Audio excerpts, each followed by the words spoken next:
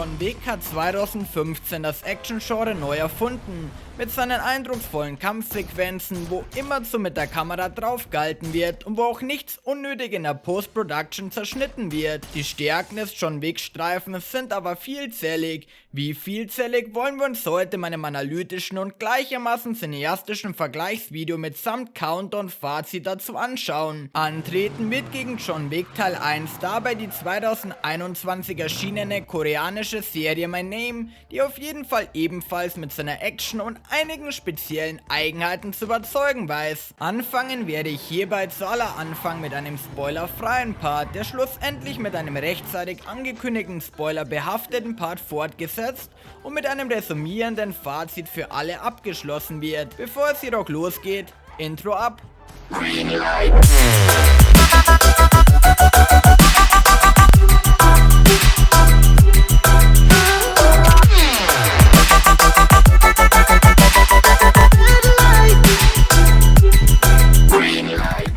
Gemeinsam haben die beiden Action-Giganten auf jeden Fall schon mal ein signifikantes Story-Detail, ihre von Rache getriebene Geschichte. Dazu erstmal ein kleiner Abriss der Inhaltsangabe der beiden Werke. Auf der einen Seite zeichnet sich als Antrieb für die Geschichte von John Wick zu aller Anfang ein Todesfall in seiner eigenen Familie verantwortlich. Seine Frau stirbt und hinterlässt ihm als Nachlass einen kleinen Welpen, der John erstmalig nach ihrem Tod als Geschenk ausgehändigt worden ist. Gut ergehen soll es diesem Hund jedoch nicht für lange Zeit. John Wick gerät nämlich an einer Tankstelle an Yusuf Tarasov, dem Sohn eines reichen Kriminellen, der unter anderem seine schicke Karre gegen Geld erwerben möchte. Dies lehnt John allerdings entschieden ab, weswegen Yusuf, ein regelrechter Sturkopf von einem Mann, bei John Hausfriedensbruch begeht, John eins über die Rübe zieht, seinen jaulenden Hund erschlägt und dessen Auto aus der Garage herausstiehlt. Daraufhin beginnt dann auch ein Rachefeldzug im Namen von John Wicks Frau gegen Yusufs Schergen und somit auch indirekt gegen Yusufs leiblichen Vater. Auf der anderen Seite zeichnet sich als Antrieb für die Geschichte My Name die alleinlebende John Chi-Wo verantwortlich, eine mutterlose Oberschülerin, welche wegen dem Haftbefehl gegen ihren eigenen Vater Chong Deng-hon in der Schule gemobbt wird. Als sie ihr Vater schließlich nach langer Zeit einmal wieder via Telefon kontaktiert, schwört sie diesem, dass er für sie nach dem vielen Ignorieren ihrer Nachrichten via Smartphone ein für alle Mal gestorben sei.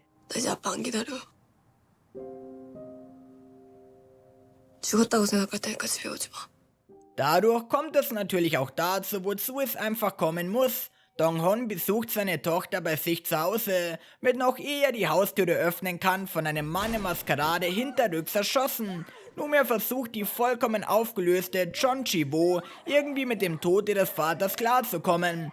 Und zwar durch hartes Training bei dem früheren Arbeitgeber ihres Vaters, einem Drogenboss, um den Mörder ihres Vaters irgendwann einmal Auge in Auge gegenüberstehen und ihn schlussendlich töten zu können. Und da kommen wir auch schon zum größten Unterschied der beiden Werke, wo John Wick eher einen linearen Ansatz seiner Rache-Story verfolgt, bei welcher der Zuschauer immer zu genau weiß, gegen wen denn überhaupt die Rache vollstreckt werden soll, weiß der Zuschauer in My Name noch nicht einmal, wer denn überhaupt hinter dem Mord von Chi-Wos Vater steckt. Auf der einen Seite haben wir also mit John Wick eine Action-Story zum Kopf ausschalten und auf der anderen Seite einen My Name mit einem Mystery-Plot, was ich ehrlich gesagt bevorzuge. Damit geht der Punkt hierbei auch schon einmal an My Name, da in meinen Augen gut gemachte Komplexität immer über eine einfach gestrickte Geschichte haben ist, wenn denn die Geschichte schlussendlich auch mit einer in sich stimmigen Logik ausläuft. Das ist jedoch absolute Geschmackssache und muss somit auch von jedermann selbst abgewogen werden. Wie sind die beiden unterschiedlich gearteten Werke jedoch jetzt eigentlich inszeniert? Eine wirklich sehr interessante Frage, vor allen Dingen bei actiongetriebenen Geschichten. Um euch diese eine Frage befriedigend beantworten zu können, schauen wir uns doch erst einmal exemplarisch deren Kampfsequenzen an. Erst einmal fällt auf, dass man bei beiden Werken immerzu genau erkennen kann, was gerade auf dem Bildschirm passiert, solange nicht unbedingt das Licht den Zuschauern einen Streich spielt, wie zum Beispiel in der ikonischen Disco-Szene von John Wick 1, die trotz alledem meine Lieblingsszene aus dem gesamten Film gewesen ist. Dieses einwandfrei Erkennen der Action gelingt zum einen durch die rar gesäten Schnitte innerhalb der Medien und der Kamera, die immer zu Draufhelden auch genug einblendet, um die ganze Choreografie hinter der Action fabelhaft einzufangen. Wo die Kamera von John Wick allerdings immer zu geradlinig den Bewegungen der Akteure folgt, kein bisschen shaky ist und dem Zuschauer auch kein einziges Mal auffällt, verhält es sich in My Name zum Teil ganz anders. Dort sticht die Kamera regelrecht ins Auge, folgt zwar auch den Bewegungen der Charaktere, macht aber zudem mitunter sein eigenes Ding. Beispielsweise bewegt sich die Kamera bei dieser Szene nicht mit den Bewegungen von John Chi-Woo mit, sondern tendiert eher nach rechts. Jonathan Saylor, also der Kameramann hinter John Wick, hätte diese Szene wahrscheinlich mit einer starren Kamera gefilmt, sodass die Cam den Zuschauer bei dieser Szene auch nicht ins Gesicht gesprungen wäre. Unter anderem ist die Kamera in My Name auch ziemlich shaky. Grund dafür dürfte es sein, dass diese somit den eher roughen Kampfstil bzw. die Choreografie hinter My Name besser unterstreichen kann und somit auch ziemlich gut zu der Serie passt und nicht störend ist. In John Wick wirken die Kämpfe allerdings eher ziemlich steril, fast so wie einstudierte Tänze und somit in meinen Augen fast ein wenig unrealistisch. Vom eigenen Geschmack her gefällt mir die Action My Name somit auch etwas besser, vor allen Dingen wegen dieser meinen Lieblingsszene aus der Serie hier.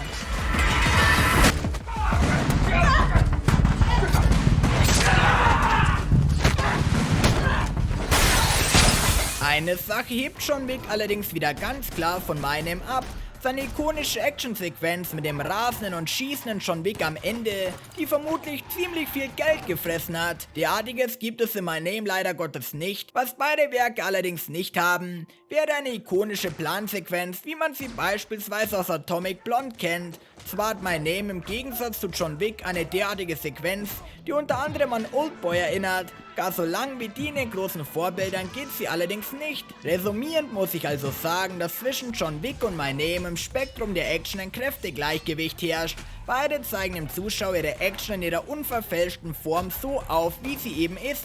Zudem fangen die beiden unterschiedlichen Kameras die jeweiligen Kampfstile perfekt ein, also eine starre Kamera in John Wick für eine sterile Choreografie und eine shaky Cam für eine eher roughe Choreo in My Name. Da die Kämpfe in John Wick allerdings eher wie Tänze wirken und somit eher unrealistisch daherkommen, würde der Punkt im Themenfeld Action hierbei allerdings an My Name gehen. Aber durch die ikonische Actionsequenz mit dem rasenden und schießenden John Wick am Ende des Filmes herrscht am Ende wiederum Kräftegleichgewicht zwischen den beiden Werken. Wenn es um die musikalische Untermalung von My Name und John Wick geht, gehen die beiden wiederum andere Wege. Anders wie es John Wicks nicht auffallende Kameraführung macht, sticht deren ziemlich laute Musik ganz klar hervor und nimmt somit ein bisschen die Wucht aus der deutlich leiseren Action, wodurch diese in den Actionsequenzen dadurch zumeist eher wie Musikvideos wirken. Bei My Name hingegen ist die Musik eher unterstreichend und im Hintergrund befindlich, was ich ehrlich gesagt bei einer storygetriebenen Geschichte bevorzuge. Dadurch wirkt die Action unterbewusst aber nicht ganz so cool wie bei John Wick, muss sie meiner Meinung nach aber auch nicht immer zu zwingen. Ansonsten sind sich die beiden Werke von der Qualität der musikalischen Untermalung fernab der Action her relativ ähnlich, also auf einem Level. Dementsprechend herrscht auch beim Punkt Musik Kräftegleichgewicht vor, zumal John Wicks Musik deren Action cooler und My Names Musik die Action realistischer wirken lässt, also nicht wie ein Musikvideo, bei welchem die Musik die Action immer zu übertönt.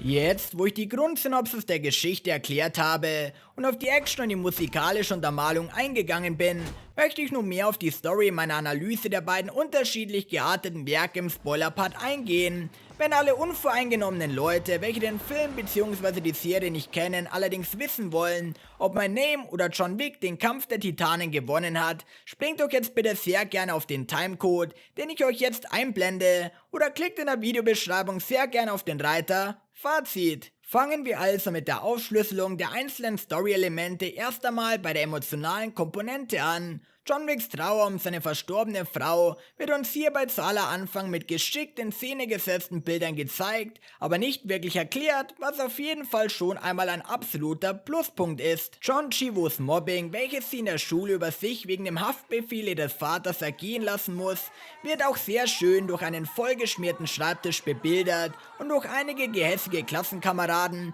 die dann auch kurzerhand von ihr verprügelt werden. John Chivos dazukommende Einsamkeit zeigt sich nach der Schule anschließend bei dem alleinlebenden Mädchen auch sehr gut. Einem Mädchen, das von ihrem Vater via Chat ignoriert wird und diesen dann bei einem von ihm ausgehenden Call erklärt, dass er für sie ein für alle Mal gestorben sei. Hernach lässt ihr Vater natürlich alles stehen und liegen, möchte seine eigene Tochter trotz eigener Lebensgefahr besuchen und wird dann noch vor der eigenen gemeinsamen Haustür hinterrücks von einem Maskierten erschossen. In John Wick wird hingegen der Hund, als er der Nachlass seiner verflossenen Frau von Yosef Tarasov verschlagen und Johns Karre aus seiner eigenen Garage daraus gestohlen, weswegen er unerbittliche Rache schwört. Ansonsten passieren meiner Meinung nach nur noch zwei signifikante emotionale Dinge innerhalb der Story. John Wicks alter Freund Markus wird von Johns eigenen Feinden erschossen und am Ende des Filmes besorgt sich John dann auch noch einen neuen Hund. Allerdings hat der Zuschauer zu Markus und dem Hund im Laufe der Story nie wirklich eine emotionale Verbindung aufbauen können, zumal wir Johns und Markus Vorgeschichte nicht kennen und der Hund so gesehen nagelneu ist. In My Name erfährt der Zuschauer jedoch, dass John Chivos Vater ursprünglich Polizist und nur verdeckt für den Drogenboss Choi Moo-chin gearbeitet hat, um ihn auszuspionieren, weswegen er schlussendlich auch wegen seinem Verrat an Choi Moo-chin sterben hat müssen. Kurz vor Schluss wird John Chivos große Liebe, die sie eigentlich schon von ihrer Rache abgebracht hat, vor ihren Augen erschossen, weswegen auch ihre Rachegelüste aufs Neuerliche in ihr erwacht sind, stärker und unerbittlicher als je zuvor. Dementsprechend gewinnt den Kampf um die emotionale Komponente hierbei auch ganz klar My Name. Wenn es jedoch um die Komponente der Charakterentwicklung geht, muss sich John Wick zwar zugestehen, dass er durch den Mord an seinen Hund wieder zu seinen eigenen Wurzeln zurückgekehrt ist.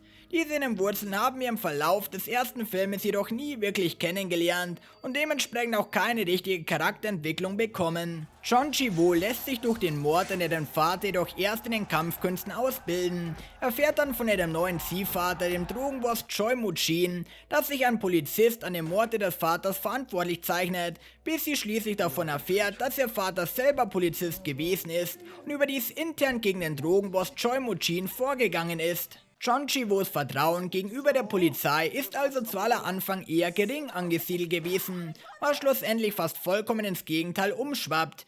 Immerhin geht sie innerhalb der Geschichte ihre erste Beziehung mit einem Polizisten ein, genau dem Polizisten Cho Pildo. Diese Beziehung wird ihr jedoch von Choi Moo-chin, dem Mörder des Vaters, durch einen Kopfschuss vollkommen plötzlich zunichte gemacht und sie schwört abermals Rache. In einem letzten Fall tötet sie dann auch ihren früheren Ziehvater Choi Moo-chin und wird somit zur Bestie.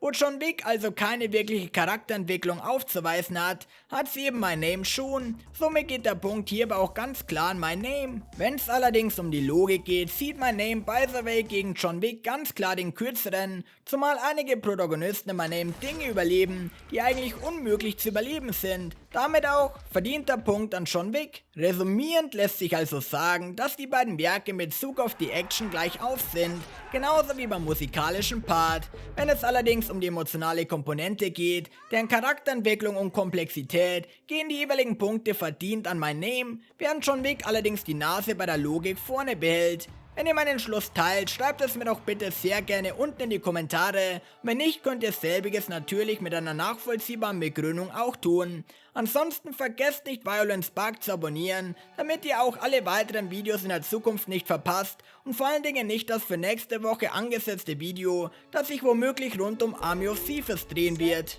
Des Weiteren liked bitte das Video, empfiehlt es sehr gerne weiter, folgt mir auf Instagram, wo ich Tobias_Flieger heiße und checkt doch auch bitte sehr gerne meinen High Fantasy Roman Das Wetter von der Macht, erste Funken des Auftakts unten in der Videobeschreibung aus, den ich nur jedem Game of Thrones Fan wärmstens ans Herz legen kann. Wenn ihr doch nicht so die Leseratten sein solltet, kann ich das vollkommen verstehen und dann könnt ihr mir auch sehr gerne eine kleine Spende via Paypal dalassen, damit ich auch weiterhin so hochwertige Videos für euch produzieren und meiner großen Leidenschaft im Bücherschreiben nachgehen kann. Abschließend checkt doch bitte noch die beiden Videos ab, die euch jetzt in der Endcard angezeigt werden, also dem You und dem Dune Video. Ansonsten wünsche ich euch noch einen schönen und vielleicht auch ein bisschen entspannten Tag. Danke fürs Zuschauen und auf Wiedersehen.